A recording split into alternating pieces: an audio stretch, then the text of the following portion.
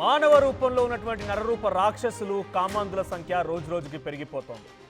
అమ్మాయి కనిపిస్తే చాలు వావి వరస అమ్మ అక్క చెల్లి అన్నీ వదిలేసి వారిపై అత్యాచారాలు చేసేసి చిన్న చిన్న పిల్లల్ని కూడా చిదిమేస్తున్నారు కొంతమంది దుర్మార్గులు.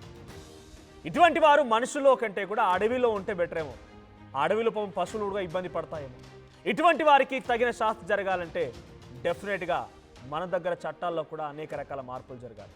ఇప్పుడు తెలుగు రాష్ట్రాల్లోనే అటువంటి ఘటన కూడా చోటు చేసుకుంది. 6వ తరగతి చదువుతున్నటువంటి అమ్మాయిల పైన అందులో పీఈటీ సార్గా పనిచేసినటువంటి ఒక దుర్మార్గుడు లైంగిక వేధింపులకు పాల్పడ్డాడట.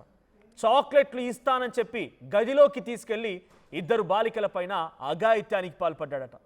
వరుసకు ఆ దుర్మార్గుడు ఆ పిల్లలకి చిన్నానవుతాడట. అయినా కూడా ఆ బాలికను వదిలిపెట్టలేదు ఈ కిరాతకుడు. దీంతో ఆ బాలిక వెళ్ళి ఆ తల్లికి చెప్పడంతో బాలిక తల్లి ఎస్పీకి ఫిర్యాదు చేసింది. ఎస్పీ రంగంలోకి దిగి నిందితులపైన పోక్సో కేసు నమోదు చేశారు. ఇక్కడ కనిపించినటువంటి ఫోటోలో కనిపించే వ్యక్తి వాడే ఆ దుర్మార్గుడు రాయపూడి సత్య వెంకట కృష్ణ అలియాస్ బాబీ అంట.